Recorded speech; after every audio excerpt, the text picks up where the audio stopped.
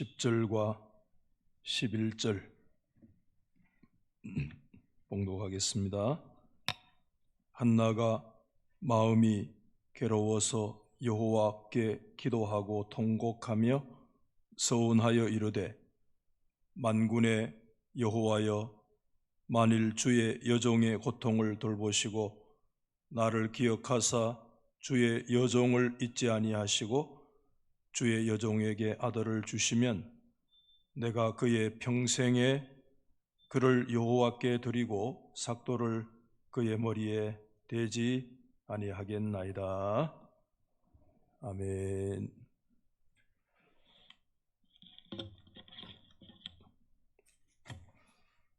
감사 예물을 드린 성도들이 많이 계십니다. 하나님의 자녀로 살 수 있는 축복을 주셔서 감사합니다. 한금주 성도님, 수양에 은혜 주셔서 감사합니다. 김기덕 집사님, 새벽 시간에 은혜 주셔서 감사합니다. 권민성 집사님, 강규일 성도 공무원 합격하게 돼서 감사하고, 기도가 일상이 되도록 추 목사님, 매일 삶 속에 성령님 동행하도록 장재철 집사님, 김영분 집사님, 이대규 집사님, 장영숙 권사님 맡은 사명 감당할 수 있도록 하나님만 바라보는 믿음을 주십시오. 김동수 장로님, 항상 주님의 은혜에 감사하고, 유장선 집사님, 이진영 집사님, 김종일 장로님, 박희생 권사님, 김기련 권사님, 믿음의 가정으로 든든히 세워주십시오.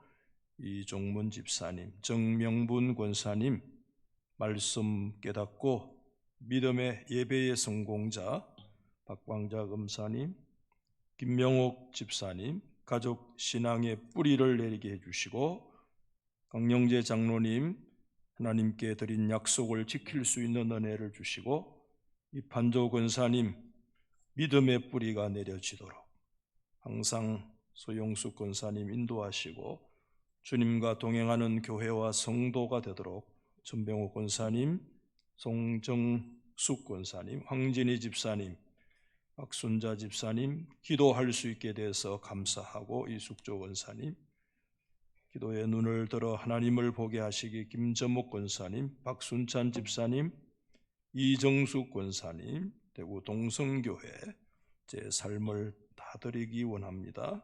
임지희 집사님, 올바른 삶과 믿음 생활하도록 김정임 사모님 드렸습니다. 이자연 권사님, 노년에 하나님 붙들어 달라고 성경 말씀 은혜 체험 백종덕 권사님 명으로 드렸고, 윤경년 권사님, 내 영을 날마다 하나님 새롭게 하시고, 배정숙 권사님, 나는 힘이 없습니다. 하나님이 능력 주시고, 이은혜 권사님 은혜 주셔서, 한은우 권사님, 김경진 권사님 영혼이 아름답고, 김기숙 집사님 일상의 삶 속에서 주님 내 영을 새롭게 하십시오. 배연수 집사님, 김정순 권사님, 김순자 권사님 하나님의 음성 듣기를 원하고, 유명화 권사님 은혜 감사하고, 주신 나의 힘이 되신 주님 정수님 권사님, 배서영 청년, 조아론 집사님 건강하게 또 어린 세돌 맞이하고 가난한 마음으로 기도할 수 있도록 제점순 권사님, 백금조 권사님 하나님의 은혜 감사해서 감사 예물을 드렸습니다. 좀 길게 소개를 했습니다. 한번 기도드리겠습니다. 하나님 아버지, 한 주간 하나님을 향해서 우리가 마음을 모으고 기도할 수 있도록 도와주신 것을 감사합니다. 믿음의 수양이 될 수 있도록 하나님께서 일일이 기억해 주시고, 성도 한 사람 한 사람을 하나님께서 꼭 만날 수 있도록 은혜 베풀어 주시옵소서. 귀한 성도들 믿음의 예물을 하나님 앞에 믿음의 제목을 가지고 소망을 담아 하나님께 올려 드립니다. 주께서 기도의 제목들 일일이 기억하시고 믿음대로 채워 주시옵소서. 한 주간 예정된 시간 이제 한 주 하루를 남겨두고 있습니다. 끝까지 하나님께서 은혜로 덧입혀 주시옵소서. 이번에 믿음의 더 깊은 뿌리가 내려지게 하시고 기도가 일상이 되게 하시고 기도 가운데 우리가 영적으로 더 성숙하고 하나님을 향해서 가까이 갈 수 있는 시간이 되도록 하나님이 도와주시고 우리의 육신과 우리를 둘러매고 있는 모든 문제들 해결되는 역사가 있게 해 주시옵소서. 이 시간도 주님께 맡겨드리며 예수님의 이름으로 기도드리옵나이다. 아멘. 건강한 모습으로 또 새벽에 서게 돼서 감사하고요. 우리 좌우에서로 목례로라도 잘 오셨습니다. 간단히 한번 인사하겠습니다. 네, 고맙습니다.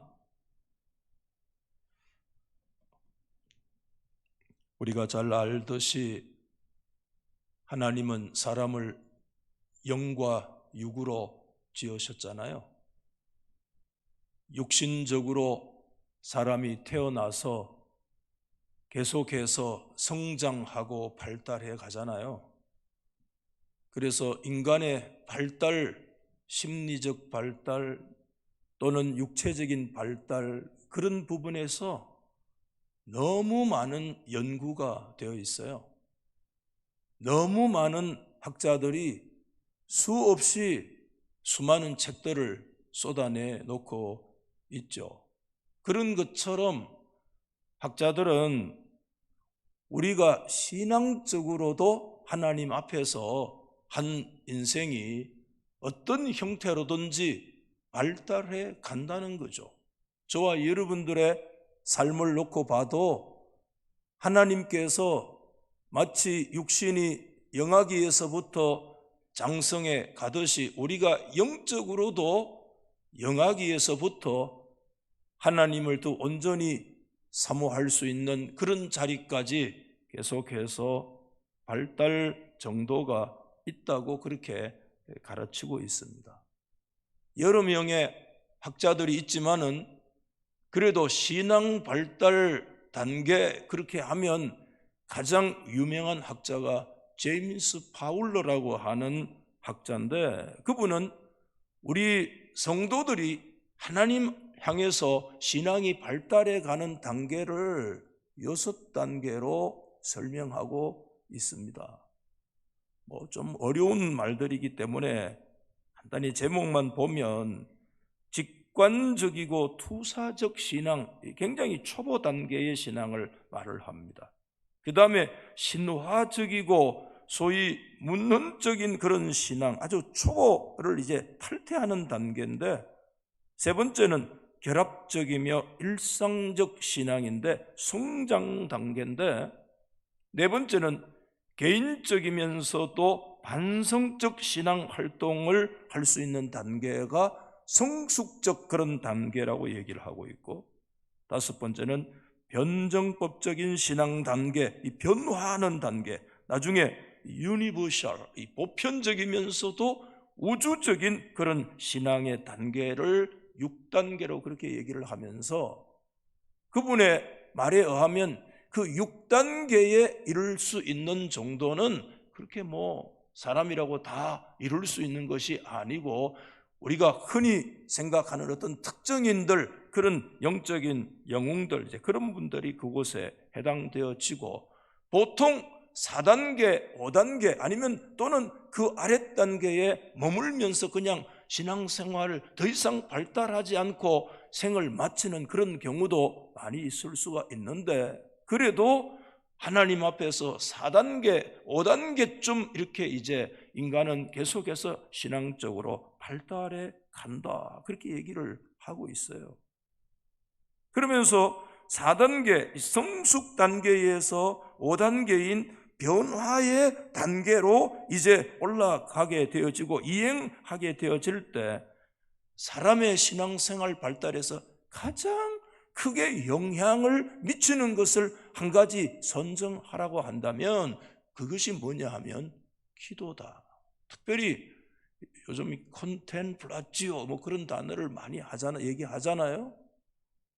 뭐 굳이 요즘 그런 우리말로 잘 번역이 안 돼서 캐톨릭에서 사용되는 단어가 뭐 관상이라는 그런 단어를 쓰고 있는데 그런 용어에 대한 좀 거부감들이 있기 때문에 좀 더 깊이 보면 컨템플라지오는 소위 하나님을 바라보는 거예요. 우리가 어떤 육신을 가지고 눈으로 하나님을 바라본다는 어떤 신비적인 그런 요소를 말씀하고 있는 것이 아니라 하나님을 이제 깊이 만나는 그런 과정에 그걸 이제 기도라고 하는 과정으로 얘기를 할 수가 있는데 이것이냐 저것이냐라고 하는 자꾸 분석적인 인식의 단계를 이제는 뛰어넘어서 의식과 무의식이 통합되어지고 어떤 이성적인 그런 판단, 이성 너머로 들어가는 이해를 말을 하게 되어질 때 4단계에서 5단계로 이렇게 성숙에서 변화 단계로 나아가려고 할 때 가장 중요하게 작용하고 있는 것이 관상적인 어떤 하나님을 향한 이 오라찌오, 이 기도의 삶이 한 인생의 신앙 발달 과정에서 굉장히 중요하고 결정적인 그런 요소로 작용을 하고 있다라고 하는 것이 그런 분야의 전문적인 그런 학자들의 얘기이기도 해요. 여러분들은 하나님 앞에서 우리가 예수를 처음 믿기 시작을 하면서 오늘날까지 우리가 그저 신앙생활을 쭉 해온다고 그렇게 생각을 하고 있습니다만은 마치 육신의 정말 신체적인 발달이 일어나는 것처럼 우리가 하나님 앞에서 영적으로 지금 내가 어느 단계에 어느 정도로 지금 발달해 가고 있는가에 대해서 우리가 그런 부분에는 잘 생각하지 않는 그런 경향들이 있지 않나 생각을 하게 되고 그러면서 저는 개인적으로 기도에 대해서 저 스스로 발견하고 또 기도에 대해서 이렇게 작용했다고 하는 그런 자기 분석을 이렇게 한번 해보면 하나님 앞에서 언제 이 신앙이 좀 발달할 수 있을까? 우리 오늘 기도 제목에도 하나님 내 신앙이 뿌리를 내리도록 아래 그런 말씀을 한번 드렸잖아요. 두 번째 화요일에 신앙의 뿌리가 뭐냐 하면 기도가 정착되고 기도가 활착되어질 때 그때 우리의 신앙의 뿌리가 내려질 수 있다라고 하는 거 말씀을 드리면서 그런 제목도 오늘 여러 차례 올라왔습니다만은 저와 여러분들이 하나님 앞에서 우리의 영적인 신앙의 발달 저도 다 이렇게 성장을 해서 좀 반성적으로 지난날을 생각을 해볼 때 제가 참 놀라운 것이 뭐냐 하면 어머니께서 저를 위해서 계속해서 대학생 때 눈물로 기도해 주셨던 그런 귀에 막 못이 박힐 정도로 자녀들의 이름을 하나씩 하나씩 불러가면서 눈물로 그 이름을 섞어서 하나님께 기도했던 제목들 제가 성도들에게 여러 차례 간증도 하고 그런 말씀을 드린 적이 있는데 제가 어머니 그런 정욕적인 기도는 하나님께서 기도를 해도 들어주지 않으니까 그런 기도를 그렇게 하지 마세요. 큰아들 뭐 되고 뭐 어쩌고 저쩌고 그런 기도를 안 하시는 게 그의 나라와 그의 의를 구하라고 그렇게 얘기를 한 적이 있는데 어머니는 자꾸 그런 기도가 나온대요. 기도가 자꾸 나오는데 강제로 그걸 죄 짓는 일도 아닌데 그걸 못하게 할 수는 없고 근데 제가 장성하고 이렇게 가정을 꾸리면서 살아가면서 한 가지 크게 배운 것이 있다면 하나님께서 그때 어머니가 자녀들을 위해서 하나씩 이름을 불러가면서 기도했던 그 기도의 제목들이 지금 보면 하나도 빠짐없이 그대로 다 이루어진 거예요. 그래서 제가 배운 교훈이 우리 성도님들께 그런 말씀을 드렸습니다. 우리 한번 받아하십시다. 사람은 가도 뭐는 남아있다? 기도는 남아있다. 제가 그런 데서 배운 체험적인 교훈이에요. 그렇기 때문에 한 가지 더 하나님 앞에 받은 게 있다면, 내가 나의 사랑하는 자녀들에게 내가 남겨줄 수 있는 최고의 유산이 뭐겠나 생각을 하게 된 거예요. 그게 뭐냐 하면, 내가 물질을 모아서 자녀들에게 남겨주고 하는 생각들, 부모로서 그거 생각 안 하는 사람 누가 있습니까? 다 그런 생각 가지고 있어요. 부모들이라면 내 모든 것을 내 자녀들에게 다 물려주고도 아깝지 않는 그것이 부모와 자식과의 관계지만, 그런 체험들을 인생을 통해서 배운 것 중에 하나가 있다면 그게 뭐냐면, 내가 자녀들에게 물려줄 수 있는 최고의 유산은 내가 하나님 앞에 살아서 기도할 수 있을 때 내가 자녀들을 위해서 기도하는 것만큼 자녀들을 위해서 내가 물려줄 수 있는 최고의 유산은 없다. 아멘. 그 다른 말로 표현하면, 내가 자녀들에게 물질의 유산을 남겨두는 것이 아니고 뭘 유산으로 물려주는 것인가 하면 하나님을 유산으로 물려주는 겁니다. 엄청난 거예요. 하나님을 유산을. 그래서 여러분, 구약에 정말 모세오경에 보면 이런 축복을 저런 축복을 하나님이 많이 말씀을 하시는데, 구약 성경 가운데서도 가장 큰 축복이 있다면 하나님이 너의 하나님이 될 거다. 아멘. 하나님을 유산으로 받는 자, 하나님을 믿음의 상속으로 받는 자가 가장 큰 상속을 받는 거예요. 우리는 죽어도 그들의 삶을 우리는 컨트롤하지 못하지만, 유일하게 우리가 죽어서도 우리의 자녀들의 삶 속에 그들의 삶을 영향을 미칠 수 있도록 할 수 있는 유일한 한 가지 방도는 하나님을 그들에게 유산으로 남겨두는 것입니다. 하나님께 기도하는 것, 그 인생이 가더라도 하나님은 그 기도를 기억하시고, 하나님은 아브라함의 언약을 기억하시고, 이삭에게 역사하시고, 야곱에게 역사하시고, 하나님은 요셉에게 역사하시고, 오고 오는 이스라엘 백성들 속에 하나님께서는 그 믿음의 조상들이 그날 하나님께 믿음의 지계석을 세우고 하나님과 언약을 맺었던 그 언약을 기억하시고, 하나님은 대대로 그들이 외국에 가든지 나라를 잃어서 포로로 가든지 수십 년의 세월을 타국에서 생활을 한다고 할지라도 하나님은 하나님의 약속과 그 눈물의 기도를 잊지 않으시고, 그걸 크게 깨달은 거예요. 그걸. 그때 기도에 대한 어떤 영적인 깨달음이 저에게 다가왔던 첫 번째가, 우리 어머니가 그때 그렇게 기도하신 것들이 그거 뭐 되겠느냐, 그렇게 생각했던 것들이 다 이루어지는 그런 모습을 보면서 크게 깨달았어요. 그러면서 또 한 가지는 칼빈의 기도론을 깊이 숙독할 수 있었다는 것이 저의 기도 생활에도 큰 도움을 주었어요. 그래서 더 하나님을 향해서 생생하게 하나님 앞에 기도할 수 있도록 저에게 영향을 미친 것이 기독교 강요 3권 20장에 있는, 저는 칼빈의 기도론이 가장 소중하다고 그렇게 개인적으로 생각을 하는데, 칼빈은 기도라고 하는 것이 뭐냐 하면 믿음의 최상의 실천이다. 이 한마디로 다 요약할 수 있는 거예요. 저와 여러분들이 하나님 앞에 믿음을 가지고 있을 때, 우리가 저 사람 믿는 사람이야, 저 사람 신앙이 있어라고 얘기할 때, 내가 갖고 있는 믿음과 신앙이 실천되어진다라고 하는 것이 최고의 실천이 뭐냐 하면, 내가 누구를 향해서 구제하고 내가 누구를 향해서 선한 행위를 하고, 이거 굉장히 중요한 요소지만 그 이전에 믿음의 최상의 실천은 살아계신 하나님과의 관계 속에서 그 중에 가장 핵심이 뭐냐 하면 이게 기도라는 거예요.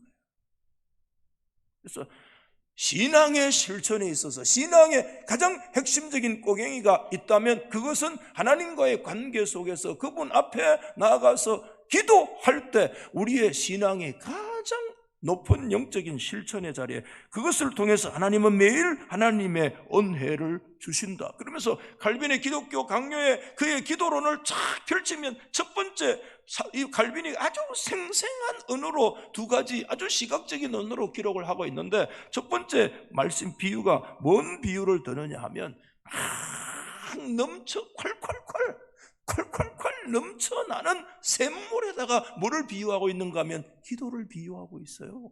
예. 무슨 막 조직적인 막 어려운 적적적 하는 어떤 신학적인 용어를 통해서 기도를 설명하려고 한 것이 아니라, 칼빈이 그 위대한 기도론을 쓸 때 가장 먼저 얘기하고 있는 비유가 뭐냐면 마르지 않는 원천, 콸콸콸 넘치는 샘물. 샘물은 그냥 주체할 수가 없어서 막 넘치는 건데, 이게 칼빈의 기도에 나타나는 제1비유예요. 그러면서 그가 그렇게 우리가 그리스도로부터 얼마든지 얻도록 하신 것이 기도다. 이렇게. 뭐냐 하면 그리스도로부터 나오는 것은 마르지 않아요. 샘은, 원천은 마르면 샘이 아닙니다. 그것은 가물 때 더 진가를 발휘하는 거예요. 왜냐하면 원천이기 때문에, 가장 근본적인 것이기 때문에, 그것은 정말 가뭄이 오면 가뭄이 올수록 더 힘을 발휘하고 진가를 발휘해서, 왜? 마르지 아니하도록 계속해서 공급해 줄 수 있는 하나님이 주신 통로가 있다면 그게 기도다. 그러면서 아주 생생한 단어, 언어를, 비유를 하나 더 들죠. 그게 뭘 얘기하느냐 하면, 어떤 사람이 저기에 땅속에 저기에 보물이 숨겨져 있대 하고 그냥 가르쳐 주는 거예요. 저기에 보물이 숨겨 있다 하고 가르쳐 준데도, 아이 바보같이 말이지, 그 가르쳐 준 보물을 그냥 그걸 무시해 버리는 거야. 아니 저기에 보물이 숨겨져 있다니까, 저기에 보물이 묻어져 있다니까 그렇게 가르쳐 줬는데도 그 보물 그거 생각 안 하고 무시하고 그냥 자기 힘대로 내 살아가지 이거와 같다는 겁니다. 얼마나 바보스러운 인생이냐 이겁니다. 그래서 긍정적인 부정적인, 긍정적으로 기도라고 하는 것은 넘쳐나는 흘러가는 샘물과 같아서 예수 그리스도의 원천을 통해서 무엇이든지 얼마든지 얻을 수 있는 하나님이 우리 인생에게 열어놓은 통로라고 한다면, 반대로 기도를 하지 않는다는 것은, 아니 저기에 금은 보화가 숨겨져 있는 것을 알고 있으면서도, 늘 그걸 다니고 있으면서도 그거를 무시하고 있는 영적인 등신과 같다. 이게 칼빈이 기도의 첫 번째 장에서 첫 페이지에서 그냥 얘기해 주고 있는, 그래서 이 양반 아주 탁월한 그런 신학자인데 무슨 신학적인 깊은 이론을 동원해 가지고 기도를 설명을 하는 줄 알았는데 전혀 그렇지 아니하고, 그런데 그때 깨달은, 이게 굉장히 생생한 언어구나. 기도라는 것이 그런 것이구나. 기도를 하지 않는 것이 얼마만큼 영적으로 바보인지, 얼마만큼 영적으로 영치인지, 얼마만큼 영적으로 어두운지, 얼마만큼 하나님의 그 영적인 그 깊은 비밀에 대해서 그거를 무시하고 있는지, 자기 밑에 보물이 있는 걸 알면서도 그 보물을 무시하는 그런 영적인 바보와 같은 것이 뭐냐? 기도하지 않는 인생이다, 이렇게 말씀합니다. 그래서 그러면서 오늘 제가 얘기를 많이 합니다만은, 기도에서 그러면 그때 이제 기도의 눈이 좀 더 떠지더라고요, 제가. 그래서 기도의 모델을 제가 이제 찾으려고 성경을 들여다보기 시작을 하는데, 수많은 위인들의 믿음의 기도가 성경에 나오죠. 아브라함부터 시작해서 요한계시록의 사도 요한의 기도까지 성경은 기도의 책이고 기도가 꽉 박혀 있고, 정말 또 정령적인 그런 기도의 내용들이 신구약 성경 안에 꽉 있고, 사도 바울도 편지 쓰다가 갑자기 무릎을 꿇고 기도하는 그런 내용으로 가득 채워져 있는데, 그래서 이런 기도, 그죠? 다 소중한 기도이지만 내가 하나님 앞에 이 사람처럼 기도해야 되겠다는 기도의 그 규범, 기도의 그 전범, 쉽게 말하면 기도에 내가 삼을 수 있는 모델이 무엇인가. 제가 성별이 남자이기 때문에 그래서 가능하면 남자에게서 좀 찾으면 좋겠다 하고 찾아봤는데 있어요. 히스기야의 기도도 있고. 그런데 뭔가 마음에 흡족하지는 않아요. 여호사밧의 기도도 있고. 그런데 그렇게 마음에 흡족하지가 않아요. 그래서 찾다가 마지막에 저희가 내린 기도의 모델이 내가 이 사람처럼 기도해야 되겠다라고 생각했던 사람이 여성이지만 그 사람이 누구냐 하면 한나예요. 그러면서 하나님 앞에 내가 이 사람을 기도의 모델로 삼아야 되겠다라고 모델이 뚜렷하게 정해지면서부터 기도가 조금 더 뚜렷해지고, 기도가 조금 더 클리어해지고, 기도가 어떻게 그냥 이렇게 하는 것이 아니라 기도에 대해서 조금 더 분명한 그런 태도로 하나님을 향해서 더 나아갈 수 있는 그런 하나의 계기가 되더라. 그러면서 하나님, 그 내 기도가 살아계신 하나님께 내가 한나처럼 기도하고 기도의 전범이 한나의 기도라고 한다면, 하나님 아버지, 그럼 내 기도가 생생하게 살아계신 하나님 앞에 상달될 수 있는 그런 믿음의 그런 생생한 확신을 내가 어느 말씀에서 가지게 될까요? 라고 할 때, 여러분, 요한계시록 8장 4절 말씀에 향연이 성도의 기도와 함께 천사의 손으로부터 하나님 앞으로 올라가는지라. 요한계시록의 말씀을 묵상하는 가운데 하나님께서 그때 그 말씀을 주셨어요. 한번 받아하십시다. 성도의 기도가 하나님 앞으로 어떻게 한다? 올라가는지라. 성도의 기도가 어디에? 금향로에 담겨서 향연과 같이, 여러분 구약에 분향단이 있잖아요. 그 향을 피우면 향은 밑으로 사라지지 않아요. 그 향은 반드시 위로 올라갑니다. 그 향연은 요한계시록 5장에서 뭐라고 얘기했는? 성도의 기도라고 그랬어요. 그래서 요한계시록 8장 4절 말씀에 향연이 성도의 기도와 함께 그 금향로를 담고 있는 천사의 손으로부터 하나님께로 올라가는지라. 마치 연기가 위로 올라가듯이 성도의 기도는 하나님께로 올라가는지라. 한번 받아십시다. 성도의 기도가 하나님 앞으로 올라가는지라. 할렐루야.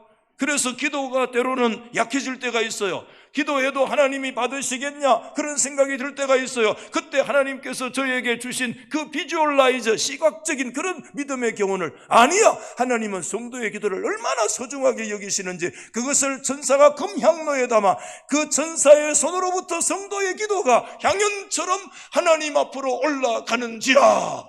그 눈을 생생하게 믿음으로 그려보면, 아니구나, 내 기도가 흩어지는 소리가 아니구나, 내 기도가 그냥 지리멸렬하게 사라지는 것이 아니구나, 내 기도는 지금도 금향로에 담겨 살아계신 하나님 앞으로 올라가는지라. 아멘입니까? 그래서 이 신앙의 우리가 발달 단계를 정확하게 우리가 분석한다는 것이 쉽지가 않지만, 저와 여러분들 이런 계기를 통해서 우리가 신앙의 뿌리가 내려지는 것은 기도가 정착되어질 때 우리 인생의 뿌리를 하나님께 내려지는 것이요, 기도 없는 인생이라고 하는 것은 하나님 없이도 살 수 있다고 스스로 자언하는 것과 같다는 거예요. 하나님 없이 내 인생 내 힘으로 살아갈 수 있어. 거기 보물이 숨겨져 있는 걸 알려주셨는데도 불구하고 내가 내 힘으로 살아가지 그 보물 필요 없어. 그거와 같다는 거예요. 그래서 여러분, 하나님 앞에 정말 이 삶들을 가만히 놓고 들여다보면서, 그래서 우리 한나의 기도를, 여성이지만 저는 또 남성이지만, 성경의 남성과 여성이 뭐 그리 중요합니까? 하나님 앞에서 믿음의 전범과 그 모델을 따라서 한나처럼 기도해야 되겠다. 한나는 하나님을 향해서 마음을 통하는 기도를, 하나님 앞에 간절한 기도를, 살아계신 하나님의 영적인 거룩한 임재 속에서 하나님 앞으로 나아갔습니다. 그런 모델이 여러분 뚜렷해져야 돼요. 그러면 우리 기도가 이렇게 흔들릴 때, 그때 하나님 앞에서 아니야, 내가 이렇게 나도 기도해야 돼. 그렇게 기도할 때 내 기도가 하나님께로 생생하게 올라가는 그런 믿음의 언어를 내가 믿음으로 그려보면서 스스로 또 기도를 더 다잡고 그렇게 하나님 앞에 나아가는 그런 순간이, 목사인 저에게 그런 순간이 있어요. 여러분, 한 두 가지로 정리를 해보면, 한나의 기도를 통해서 뭐 한두 가지 느끼는 게 아닙니다. 여러 차례 저도 이 부분 말씀을 전하기도 했습니다. 오늘 조금 다른 측면으로 한두 가지 정리를 해보면, 여러분, 이게 뭐냐 하면, 우리 인생이 하나님 앞에서 문제가 없는 인생은 아무도 없다. 한나가 맞이하고 있는 인생 가장 최대의 문제는, 그 문제가 뭐냐면 우리 인생의 고통이거든요. 인생은 고통하는 인생입니다. 저는 신학적으로 그 부분을 더 깊이 많이 들어가 보지는 못했지만 저의 개인적인 인생을 살면서 신학에 대단히 중요한 하나의 화두라고 하면 그 하나의 주제가 있다고 한다면 그게 뭐냐면 고통이에요. 고통은 우리 모든 인생이 가지고 있는 보편적인 문제이기도 합니다. 고통 없이는 상담실의 문을 두드리는 사람이 없습니다. 고통 없이 누구에게 가서 상담받겠다고 얘기하는 사람은 없습니다. 모든 상담실의 문을 두드리는 사람은 고통하는 인생들입니다. 전화 상담을 하든 어느 상담실에 가든 아니면 교회의 문을 열고 들어오는 모든 사람들은 다 고통하는 인생들입니다. 인생은 고통하는 문제입니다. 고통이 없는 인생은 없습니다. 인생이 가지고 있는 최대의 문제는 고통입니다. 한나가 여러분 잘 아시잖아요. 극심한 고통에 직면해 있습니다. 그는 스스로 자신의 마음이 하나님 앞에 원통하고 격분되어졌다고 여러분 오늘 1장 15절 말씀에 보면 한나가 대답하잖아요. 그렇지 않습니다. 나는 마음이 슬픕니다. 포도주나 독주를 마신 것 아니고 여호와 앞에 내 심정을 통했고 당신의 여종을 악한 여자로 여기지 마십시오. 내가 지금까지 말한 것은 나의 원통함과 격분됨이 많기 때문입니다 라고 얘기하고 있는 거 우리가 잘 알고 있지 않습니까? 엄청난 극심한 그런 고통이라는 문제 앞에 그가 직면해 있는데 문제가 뭐냐 하면 관건이 뭐냐 하면 고통에 집어삼키지지 않았다는 겁니다. 그 고통이 여러분 잘 들으세요. 그 고통이 한나를 집어삼키지 않았다는 거예요. 여러분 오늘 우리 인생은 두 가지입니다. 고통 없는 인생은 없습니다. 그런데 그 고통의 문제를 우리가 어떻게 다루느냐는 우리의 애티튜드, 우리의 태도가 문제라는 거죠. 오늘 우리 가운데 여기서 저 뒤에 계시는 분들 가운데 한 사람도 고통이라고 하는 인생의 그 문제에 직면하지 않는 인생은 없습니다. 좀 정도의 지금 자각의 정도의 어느 정도 차이가 있을 수는 있지만 문제는 두 가지입니다. 어떤 사람은 그 고통의 문제에 자신의 인생 존재가 완전히 집어삼킴을 당하는 고통이라는 괴물 속에 자기가 완전히 삼킴을 당하는 인생이 있고 고통을 반드시 직면하지만 그 고통에 집어삼켜지지 않는 인생으로 나뉘어지는 게 인생의 두 가지입니다. 그래서 우리 여기서 결정 나는 거죠. 그 문제를 어떻게 다루느냐, 그 문제를 바라보는 영적 태도가 무엇이냐에서 결정되어진다는 거죠. 우리가 한나에게서 배울 수 있는 게 저는 그거라고 생각을 해요. 오늘 새벽에 그 부분을 좀 첫 부분에 묵상하는 거예요. 고통의 직면에서 아주 극심한 고통, 여러분. 오늘 1장 6절에 보면 하나님께서요 그에게 뭐라고 말씀하느냐 하면 하나님께서요 임신하지 못하게 하셨어요. 이걸 이제 한나가 인지를 했는지 안 했는지는 정확하게 잘 모르겠습니다만은 여호와께서 한나로 하여금 여러분 임신케 못하였다고 그렇게 말씀을 하고 있지 않습니까? 그렇기 때문에 정말 그 엄청난 고통이 그 한나이라고 하는 사람을 짓누르고 있었던 것이 사실입니다. 그래서 남편이 그 1장 8절에서 그런 말씀을 하잖아요. 왜 울고 먹지도 않고 그 마음이 그렇게 슬프냐? 꼭 아들이 있어야 되겠냐? 꼭 자녀 있어야 되겠냐? 내가 당신에게 내가 다른 사람보다 당신 내가 더 특별히 사랑하지 않느냐? 열 아들 부럽지 않는 그런 남편이 여 있지 않느냐? 아들 됐어구만 내가 없어도 돼 내가 당신 사랑하고 있잖아. 그런 게 전혀 한나에게 위로가 안 됩니다. 왜? 인생은 극도의 고통 가운데 들어가면 그 어떤 말로도 우리 속에 위로가 안 돼요. 인간의 어떤 쉬운 말이요 위로가 안 돼요. 정말 어떤 분이 깊은 고통을 당하고 있는데 부목사님이 신방을 왔어요. 그래서 어레껏 성경을 펼쳐가지고 성경 한 구절 읽고 그냥 자기가 볼 때는 형식적이라 형식 그렇게 시험 들라고 하니까 그렇겠죠. 우리 교회 말고요. 그래가지고 가더래요. 별로 위로 안. 그 다음에 담임 목사가 누군가 또 교회에서 신방 한 번 더 왔는데 그렇게 뭐 아다릭하는 게 되려고 그런지 몰라도 그 목사님도 똑같은 성경 본문 또 읽고 이상하게 똑같은 본문을 읽고 또 기도하고 그냥 가더래요. 목사들의 그런 매너리즘에 빠진 듯한 그런 행동들이 전혀 위로가 안 되더라는 거예요. 그 목사님들의 행동 자체가 뭐 잘못됐다기보다는 물론 거기도 문제가 있을 수 있어요. 매너리즘에 빠지면. 그런데 그 고통이 너무 극심하기 때문에 그런 것조차도 하나의 입술 치레적으로 그렇게 받아들여진 자기 마음에 위로가 되지 않는 인생의 극단적인 고통의 문제를 호소하고 있는 걸 볼 수 있잖아요. 저는 그 여류 소설가, 지금은 고인이 됐습니다만은 박완서라고 하는 분, 참 그분 개인적으로 여류 소설가지만은 그분의 책을 너무 좋아하고 저도 그래서 박완서의 소설을 제가 거의 다 읽었어요. 다 읽었는데 그의 책 가운데 글 가운데 한 말씀만 하소서 그런 짧은 글이 있어요. 뭐냐면 1988년 때 뭐 저 장가 갔습니다만은 그때 올림픽 한다고 막 전국이 떠들썩했잖아요. 막 성화가 봉송됐다고 막 깽과리 치고 골골마다 돌아다니고 막 야단법석. 그때 자기 사랑하는 아들이 모든 걸 갖추고 제1유대학 나온 아들이 죽었어요.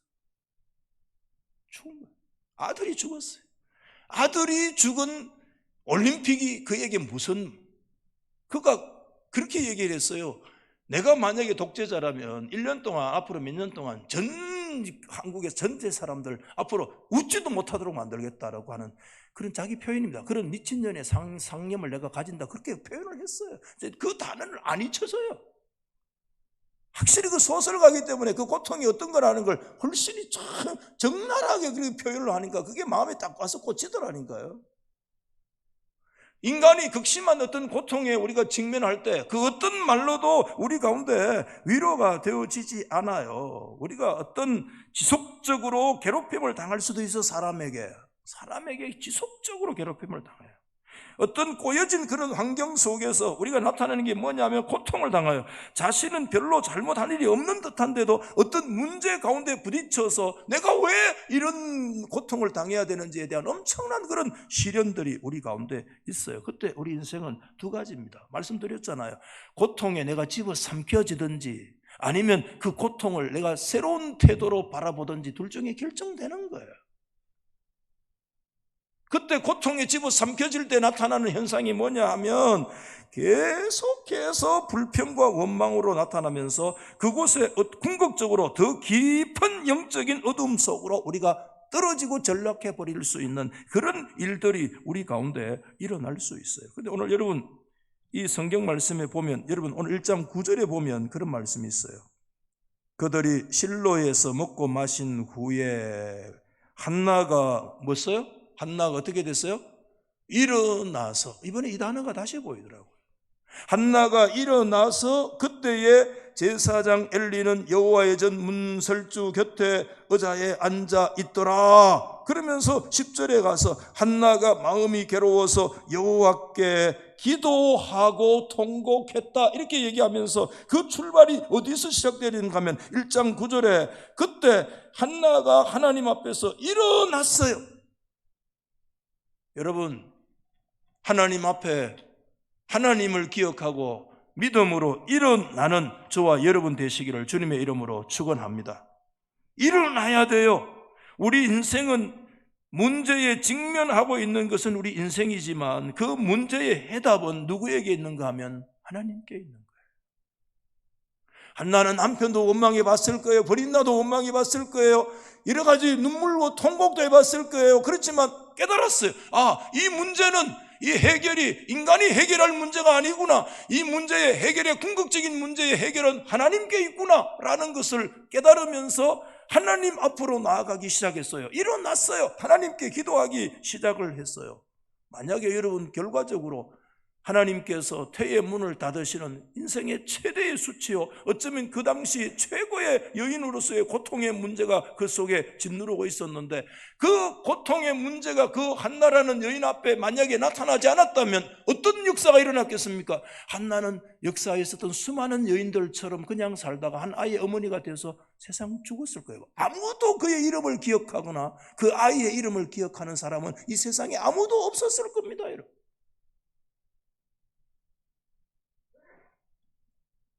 여러분, 오늘 하나님 앞에서 문제를 대하는 태도를 바꾸지 않으면 안 됩니다. 문제를 깊이 바라보면 해결될 것이라고 생각하지만 아니에요. 인생의 모든 문제는 하나님을 바라보라고 주신 것입니다. 다시 말합니다. 저와 여러분의 어떤 크고 작은 고통들이 우리 앞에 있죠. 그 고통의 문제는 하나님께서 하나님을 바라보라고 주신 거예요. 하나님 앞으로 나가야 돼요. 그때 하나님 앞에 우리가 더 겸손해지는 겁니다. 하나님을 더 깊이 의지할 수 있는 그와 같은 자리에 우리가 들어가게 되어지는 거예요. 그래서 정말 하나님을 향해서 믿음으로 깊이 바라보면서 오늘 이 말씀을 보면서 정말 여러분 한 가지 이제 말씀 정리하고 마치겠는데요. 한나의 모습을 여러분 가만히 보세요. 한나가 기도하다가요, 한번 봐도 아실까요? 기도하다가 기도의 제목이 바뀐 여자, 기도하다가 기도의 제목이 바뀐 여성이라는 걸 우리 보게 됐어요. 이게 무슨 얘기냐? 그가 여러분 하나님 앞에 나가서 통곡한 이유가 뭡니까? 1차적으로 하나님, 본인 나는 자식이 있는데는 자식이 없습니다. 이 극단적인 대비에서 나타나는 그 괴로움 때문에, 그 괴로움이 너무 심해서 하나님 앞에 나가서 통곡할 수밖에 없어. 여기 통곡했다, 바카우라는 단어가 소리 내어서 엉엉 울었다, 그런 뜻이거든요. 얼마나 고통이 심했으면 엉엉 울었습니다. 그런데 놀라운 것이 뭐냐면 기도 중에 진짜 그가 하나님 앞에 통곡해야 될 이유가 바뀐 거예요. 하나님 앞에 올라갈 때는 그 문제 때문에, 아이의 문제 때문에 올라갔는데 기도하다가 하나님을 향한 통곡, 진짜 내가 울어야 될 이유가 하나님께 바뀐 거예요. 그러면 그게 뭐냐 하면 아들 하나만 주시면 자식에 대한 갈망인데 그 갈망이 변화해서 이제는 누구에 대한 갈망으로 바뀌느냐 하면 하나님 그분 자신에 대한 갈망으로 바뀌어지는 거예요. 이것을 여러분 오늘 이 한나가 성경 말씀에서 그걸 경험하는 거예요. 그래서 1장 11절에 보면 서운하여 이르되 만군의 여호와여, 만일 주의 여종의 고통을 돌보시고 나를 기억하사 주의 여종을 잊지 아니하시고 주의 여종에게 아들을 주시면, 그 다음에 뭐라고 얘기하느냐 하면 내가 그의 평생에 그를 여호와께 드리고 삭도를 그의 머리에 대지 아니하겠나이다 라고 지금 말씀하고 있는 거 아니겠어요? 지금 여기에서 뭘 말씀하고 있는가 하면 하나님의 임재 가운데 깊이 기도를 하는 가운데 한나가 진짜 이제 뭐를 보게 되느냐 하면 전능하신 하나님의 영광을 보게 되는 거예요. 한나의 진정한 고통의 원인이 무엇인가를 깨닫게 되어진 거예요. 그게 뭐냐 하면 1차적으로 육신적으로, 가정적으로, 가문적으로 보면 아들을 주셔야 됩니다. 그것 때문에 고통스럽습니다. 그랬는데 그 문제를 끌어안고 실로의 성소에 가서 하나님께 깊이 영적인 임재 가운데 기도하는 가운데 그가 진짜 고통하는 문제가 뭔가 하면 하나님의 영광 때문에 고통하고 있다는 거예요. 하나님을 진실로 갈망하는. 여러분, 그래서 그 시대는 어떤 시대예요? 이스라엘이 하나님의 선택받은 민족이지만 하나님을 떠났잖아요. 하나님의 이름은 이스라엘에게 멸시받고 있었습니다. 여러분 저 뒤에 3장 1절에 보면 그때는 하나님의 말씀이 희귀하고 이상이 흔히 보이지 않는 영적으로 캄캄한 암흑이었습니다. 이것이 뭐였습니까? 한나의 진정한 고통이 그 문제였다는 거예요. 그래서 여러분 삭도를 대지 않겠습니다. 민수기 6장에 근거한 이게 나시린에 대한 말씀인데 임시적인 나시린도 있고 평생을 하나님께 드리는 나시린도 있는데 그를 일생 동안 종신토록 부모의 서운의 방식을 통해서 이 사무엘을 하나님께서 누구에게 드리느냐 하면 하나님께 나시린으로 온전히 하나님께만 배타적으로 바쳐진 그런 존재로 하나님이 세우시는 거예요. 그래서 하나님께 드리겠습니다. 나시린으로. 여러분 아들이 태어나면 그 아들을 내 품에 끼고 그렇게 아들과 함께 성장하고 그 아들이 커가는 그 기쁨을 보고 그것도 큰 기쁨인데 그거 아니에요. 젖을 떼면서 그 어린, 성경이 보세요. 아이가 어리더라. 젖을 떼고 실로에 드리는데 아이가 어려요. 기가 막히는 거예요. 아이를 성전에 하나님께 드려 나시린으로 드려요. 이것은 자기 품에 이제 자기 자식이 아니야. 중요한 것이 뭐냐 하면 이 영적인 어두운 시대에 하나님께서 하나님의 영광을 드러내기를 원하시오. 진짜 진정한 갈망은 자식 아들 하나 얻는 거, 내 마음에 소망 하나 주어지는 거, 그거였는데 진짜 깊이 기도하는 가운데 그의 기도의 제목이 달라지면서 정말 갈망한 것이 뭐냐면 하나님 그분을 갈망하고 하나님의 영광이 땅에 떨어진 이 세대, 하나님의 이름이 멸시받는 이 시대에 하나님의 영광이 드러나기를 원하는 기도의 제목이 바뀐 거예요. 그래서 오늘 말씀을 마칩니다. 우리가 기도하다가 기도의 제목이 바뀌어요. 기도하다가 그때 우리 속에 진짜 뭐가 찾아오느냐 하면 그때 영적인 거룩한 성숙의 역사들이 우리 속에 나타나는 거예요. 그때 이거 내려내면 내가 죽습니다 얘기할 수 있는 것들을 하나님께 온전히 내려놓을 수 있는 거예요. 왜냐하면 그때 뭘 봤기 때문에? 하나님의 영광을 봤기 때문에, 하나님의 이름의 영광을 믿음의 눈으로 바라볼 수 있었기 때문에 하나님의 영광 앞에서 그거 내려놓으면 내 인생에 의미가 없습니다 라고 했던 그조차도 하나님께 내려놓을 수 있는 그와 같은 자리에 들어갈 수 있었다는 거예요. 사랑하는 우리 성도 여러분, 우리가 오늘 하나님 앞에 기도할 때 하나님께서는요, 그 기도 속에서 우리를 어떻게 하시는, 영적으로 깊이 연단시키시고 성숙해 하시고, 기도 가운데 하나님께서 우리 기도의 제목이 바뀌게 하시고, 지금은 자기만을 구하던 것이 하나님의 뜻을 구하고, 고통에서 시작됐지만 하나님의 헌신으로 끝이 나고, 개인의 소원으로 나갔지만 궁극적으로 하나님의 영광을 위해서 한 아들 하나, 그거 내가 내가 그 아들 봐라 내 아들이다, 니만 아들이 낙하고 하려고 그렇게 시작을 했는 듯한 그런 소망이 아니야. 인간의 생각을 훨씬 뛰어넘는 그 시대에 하나님의 이름이 세상으로부터 욕보임을 당하는 그때에 하나님의 영광이 어떻게 드러나는지. 그래서 여러분, 이 한나라는 여인을 가만히, 그의 기도 위에 뭐가 놓여있냐? 주석가들의 주석이에요. 이스라엘의 왕국이요, 그 한나의 위에 쫙 놓여있어요. 한나 위에 쫙 놓여있어요. 왕국이 한 여성의 기도 위에 놓여 있습니다. 이스라엘의 왕국이 그 기도 위에 놓여 있대요. 저는 그 주석에 깜짝 놀라고 전적으로 동의해요. 오늘 여러분 이 시간에 우리 같이 한번 하나님 앞에 바로 한번 기도 드리도록 하겠습니다.